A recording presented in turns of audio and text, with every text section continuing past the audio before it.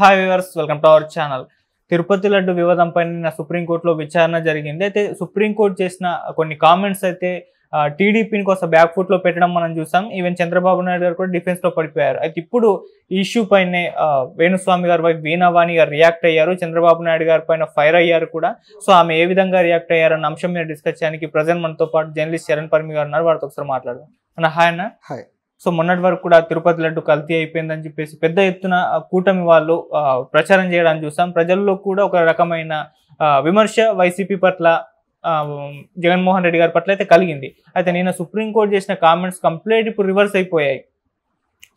కూటమి ప్రభుత్వాన్ని ఒక బ్యాక్ ఫుట్లో పెట్టేసి డిఫెన్స్లో పెట్టేసి అని చెప్పుకోవచ్చు.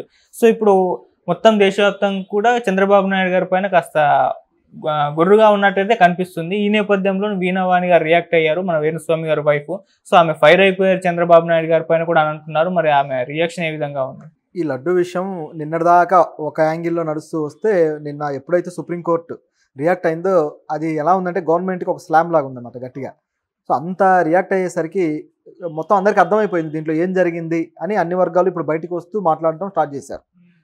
చూస్తే సుప్రీంకోర్టు ఎప్పుడైతే కొన్ని ప్రశ్నలు సంధించిందో ఆ ప్రశ్నలు ఇండివిజువల్ ఛానల్స్లో కావచ్చు, అలాగే కొన్ని న్యూట్రల్ పత్రికల్లో కావచ్చు, ఇవన్నీ వచ్చాయి. ఆల్రెడీ అనేక పత్రికల్లో రాశారు. అయితే సుప్రీంకోర్టు మాట్లాడిన తర్వాత బహిరంగంగా మాట్లాడడానికి ఇప్పుడు ధైర్యం చేయగలుగుతున్నారు ఎవరైనా. అందులో మనం ఊహించకుండా ఇప్పుడు సడన్గా వేణుస్వామి గారి వైఫ్ వచ్చారు, వీణావాణి గారు.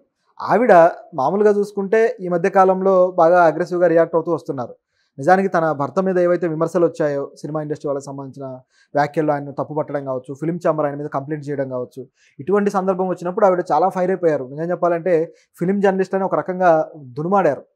అంటే మీరు వాళ్ళ మీద గాసిపులు పుట్టించి రాస్తే అదేమో సరైంది, మేము చెప్తే తప్ప అన్నట్లుగా రకరకాలుగా. అయితే ఈ ఇష్యూలో ఈవిడ రియాక్ట్ అవుతుందని ఎవరు ఎక్స్పెక్ట్ చేయాలి. నిజానికి వేణుస్వామి రియాక్ట్ అవుతాడు అన్నట్లుగా ఉంది మామూలుగా. అయితే ఆయన కూడా అవుతాడో తెలియదు, సెలబ్రిటీల మీద అవుతుంటాడు. కానీ ఈ టాపిక్ భక్తికి సంబంధించింది, ఆధ్యాత్మికతకు సంబంధించింది కాబట్టి అయితే వేణుస్వామి అవ్వాలి. కానీ అలా కాకుండా ఆయన వైఫ్ అవడం విచిత్రం. అయితే ఆవిడ చెప్పిన మాటలు కూడా ఆశ్చర్యకరంగా ఉన్నాయి. ఎందుకంటే అంత సెన్సిబుల్గా ఆవిడ మాట్లాడింది. నిజానికి గతంలో మాట్లాడిన మాటలకి ఇప్పుడు కొద్దిగా తేడా ఉంది. మాట్లాడిన మాటలు చాలా ఇంట్రెస్టింగ్గా కూడా ఉన్నాయి. అదేంటంటే కోర్టు ఏమైతే ప్రశ్నలు అడిగిందో అసలు దానికి ప్రూఫ్లు ఉన్నాయా, లడ్డు కరెక్ట్గా కల్తీ అయిందని చెప్పి మీరు ఏ విధంగా చెప్పగలరు, ఎందుకు ప్రజల మధ్యకు తీసుకొచ్చారు దీన్ని, మీరు ఆల్రెడీ ల్యాబ్ రిపోర్టుకు పంపించినప్పుడు ఎందుకని మీ దగ్గర ప్రూఫ్లు సంపాదిస్తున్నారు, సిట్టు వేశారు, ఇవన్నీ జరుగుతూ ఉండగా మీడియా ముందు చెప్పాల్సిన అవసరం ఎందుకు వచ్చింది మీకు అని చెప్పేసి సమాధానాలు కూడా ఇవ్వలేని ప్రశ్నలు అడిగింది. ఇలా అడుగుతూ ఉండడంతో దేశవ్యాప్తంగా ఇప్పుడు ఈ టాపిక్ జాతీయ మీడియా ఛానల్స్లో కూడా బాగా వైరల్ అయ్యాక ఇప్పుడు ఒక #, ట్రెండింగ్ అవుతుంది. సీఎం సారీ చెప్పాలి అని చెప్పేసి, సీఎం చంద్రబాబు నాయుడు గారు ప్రజలకు సారీ చెప్పాలి అని చెప్పేసి ఒక #, ట్రెండింగ్ అవుతుంది జాతీయ స్థాయిలో. ఈరోజు కావాలంటే సోషల్ మీడియాలో చూడొచ్చు. ఎందుకు ఈ స్థాయిలో అవుతుందంటే ప్రజలందరికీ కూడా సుప్రీంకోర్టు జాతీయ స్థాయి ఇది ఒక కోర్టు కాబట్టి అది మాట్లాడేది అందరికీ రీచ్ అయింది. మన రాష్ట్రంలో ఏం జరుగుతుంది అనేది, ఆ లడ్డు కల్తీ అనేది ఆ 2 రోజులు సెన్సేషన్ అయింది. కానీ దీంట్లో ఉన్న రాజకీయ పరిణామాలన్నీ గమనించిన తర్వాత ఎవరైతే హిందీ మీడియా కావచ్చు, లేకపోతే నేషనల్ మీడియా కావచ్చు, సైలెంట్ అయిపోయారు.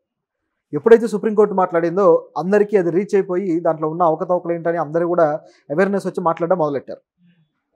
దీని విషయంలో ప్రభుత్వం ఒక గేమ్ ఆడింది అని చెప్పేసి ఇప్పుడు ప్రజల అభిప్రాయం.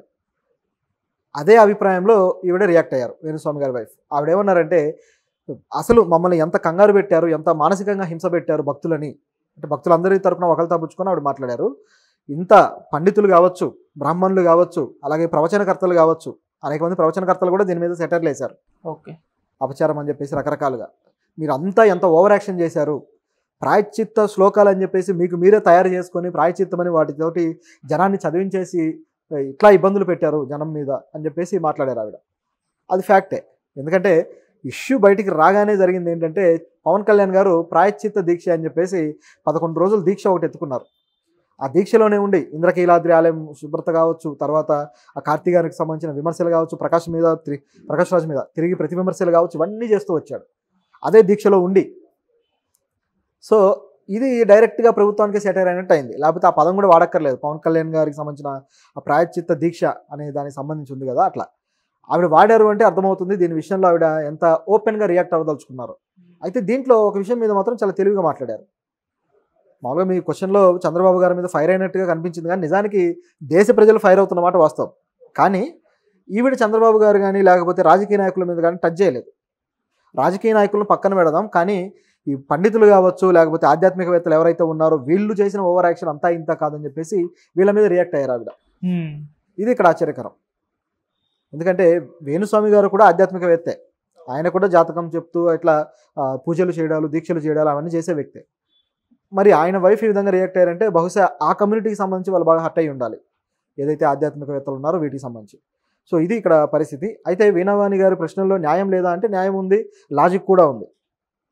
చాలా పెద్ద వ్యక్తులనే ఈవిడ సవాల్ చేశారు ఒక రకంగా. ఇప్పుడు వాళ్ళు ఏం సమాధానాలు చెప్తారో చూడాలి. బహుశా ఇది ఇంకొద్దిగా ముందుకు వెళ్ళే అవకాశం అయితే ఉంది ఈ టాపిక్. ఎందుకంటే ఒకవేళ వేణుస్వామి రియాక్ట్ అయితే అది నెగిటివ్గా వెళ్ళేదేమో, దాన్ని కూడా విమర్శలు చేస్తూ లేకపోతే సోషల్ మీడియాలో ట్రోల్ చేయడం చేసేవాళ్ళు. ఇప్పుడు ఈవిడ మాట్లాడేసరికి అది కొంచెం తటస్థంగా ఉన్న వ్యక్తి మాట్లాడినట్టు ఉంటుంది కాబట్టి, ప్రజల్లోంచి వచ్చిన వ్యక్తి మాట్లాడినట్టు ఉంటుంది కాబట్టి దానికంటూ ఒక వ్యాలిడేషన్ వస్తుంది. ఆ విధంగా ఆవిడ ప్రశ్నలు ఉన్నాయి. సో ఇప్పుడు మన మీడియాలో కూడా గమనిస్తే ఒక బ్యాలెన్స్ వచ్చింది. మీరు చూడొచ్చు, ఏ మీడియా వార్తలైనా సరే ఆ బ్యాలెన్స్ కనిపిస్తూ వస్తుంది. ప్రభుత్వం ఇంకా డిఫెన్స్లో పడిపోయింది. ఇప్పుడు సుప్రీంకోర్టు కూడా ప్రభుత్వం నుంచి రిటర్న్ పిటిషన్ ఆదేశిస్తే వీళ్ళు ఇప్పుడు మళ్ళీ తిరిగి పిటిషన్ వేసి దాని మీద తదుపరి విచారణ కోసం రెడీ అవ్వాలి. అది ఏం జరుగుతుందో చూడాలి. ఈలోపే ప్రభుత్వం అయితే దీనికి సమాధానం చెప్పుకోలేక కాస్త ఇబ్బందులు పడుతుందన్నమాట వాస్తవం. ఓకే, మరి ఇప్పుడు చంద్రబాబు నాయుడు గారు అంటే క్షమాపణ చెప్పాలని చెప్పేసి ట్విట్టర్లో ట్రెండింగ్ అవుతుంది కదా, ఆయన చెప్పే అవకాశం మనకు అనిపిస్తుంది. అని చెప్తే కూడా ఆయన ఒప్పుకోవాల్సి వస్తుంది, నేనేమైనా తప్పు చెప్పానని చెప్పేసి. మరి అటువంటిది చేస్తారో చేయరా? అది చేసే అవకాశం లేదు. ఎందుకంటే ఆయనకు తెలుసు దీంట్లో ఏం జరిగిందో. కోర్టు అదే అడిగింది కదా, 2 నెలల క్రితం రిపోర్ట్ వస్తే ఇప్పటిదాకా మీరు ఎందుకు దాచిపెట్టి జనాల మనోభావాలతో ఆడుకున్నారు అని చెప్పి ప్రశ్నించారు. దానికి సమాధానం లేదు. ఇప్పుడే సడన్గా ఎందుకు తెచ్చారు, పోనీ తెచ్చారే అనుకోండి, మీ విచారణలో మీరు చేసుకోకుండా, మీరు సెకండ్ ఒపీనియన్ ల్యాబ్ రిపోర్ట్కి వెళ్లకుండా అసలు మీడియా ముందు ఎందుకు చెప్పారని అడుగుతున్నారు. అంటే దీన్ని బట్టి అర్థం చేసుకోవాల్సింది ఏంటి, వీళ్ళు ఒక స్ట్రాటజికల్గా దీన్ని పొలిటికల్ ఇష్యూగా మార్చడానికి ప్రయత్నించారు అనేది మనం అర్థం చేసుకోవాలి. కాబట్టి ఈ ఇష్యూని వాళ్ళే రైజ్ చేశారు, వాళ్ళే తెలివిగా బిహేవ్ చేశారు కాబట్టి, ఆవేశంగా మాట్లాడింది కూడా కాదు కాబట్టి, ఇప్పుడు చంద్రబాబు గారు ఏదో తప్పు తెలుసుకొని సారీ చెప్తారని ఎక్స్పెక్ట్ చేయడం అనేది ఏమాత్రం జరగదు. మరి ట్రెండింగ్ అవుతుందా అంటే 2 రోజులు అవుతుంది, తర్వాత 3వ టాపిక్ వేరేది కూడా దొరుకుతుంది, అట్లా వెళ్ళిపోవాల్సిందే తప్ప ఆయన అయితే రియాక్ట్ అవ్వడు. కాకపోతే ఇంకా గేమ్ మార్చొచ్చు, దీంట్లోనే ఆ గేమ్ మార్చే అవకాశాలు కూడా ఉన్నాయి. అటువంటి మళ్ళీ కొత్త ఆరోపణలు ఏం చేస్తారని ఎదురు చూస్తున్నారు ఇప్పుడు. సో ఇవాళ టీడీపీ వాళ్ళు కూడా ఒక అంటే అధిష్టానం వాళ్ళ నేతలకు చెప్పేసింది, సుప్రీంకోర్టు ఇటువంటి నిర్ణయం తీసుకుంది కాబట్టి లాయర్ల పైన జడ్జెస్ పైన ఎటువంటి కామెంట్స్ అయితే చేయొద్దు అని చెప్పేసి చేశారు. అంటే విమర్శలు మళ్ళీ వీళ్ళక్కడి నుంచి వస్తాయేమో అన్న చిన్న భయంతో అయితే చెప్పేసింది. సో కంప్లీట్ డిఫెన్స్లో పడిపోయినట్టుగానే కనిపిస్తుంది. మరి ఎటువంటి వ్యూహంతో మరి ఇప్పుడు చంద్రబాబు నాయుడు గారు నెక్స్ట్ ప్లాన్ ఏమో అయి ఉంటుంది ఆయన? ఇప్పుడు దాని మీద ప్లాన్ అంటే వీళ్ళు రివ్యూ పిటిషన్ అనేది మళ్ళీ వేయాల్సి ఉంటుంది. కౌంటర్ పిటిషన్ వేసిన తర్వాత దాంట్లో సెకండ్ ఒపీనియన్ తీసుకుని ఆ ల్యాబ్ రిపోర్ట్లు కూడా పెడితే తప్ప కోర్టు దాన్ని కన్సిడర్ చేయదు వీళ్ళ ఆరోపణలని. ఆ తర్వాత మళ్ళీ తదుపరి విచారణకు వెళ్తుంది. సో ఆ విచారణలో కోర్టు ఇక డిసైడ్ చేస్తుంది ఏం జరుగుతుంది అనేది. దీంట్లో జంతువుల కొవ్వు కలిపారనేది రిపోర్ట్లో ఎలాగూ లేదు కాబట్టి దాన్ని వాళ్ళు కోర్టులో నిరూపించుకోలేరు. కాబట్టి ఒక రకమైన ఇబ్బంది అయితే తప్పదు. ఓకే, సో ఇది ఇక్కడ ఉన్న పరిస్థితి. ప్రభుత్వం దీంట్లో కొంచెం ఇబ్బందులు పడుతుంది.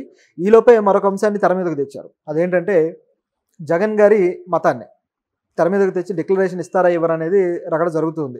దీన్ని ఇంకొంచెం పెద్ద చేయబోతున్నారు. దాంట్లో పుష్కలంగా వీళ్ళకి అవకాశాలు కూడా దొరికాయి కాబట్టి ఇటువంటి యాంగిల్లో వెళ్ళే అవకాశం అయితే ఉంది. ఆల్రెడీ ఈరోజు చూస్తే షారుఖ్ ఖాన్ గతంలో దర్శించినప్పుడు ఆయన డిక్లరేషన్ ఇచ్చిన ఫామ్ ఇప్పుడు వైరల్ చేస్తున్నారు.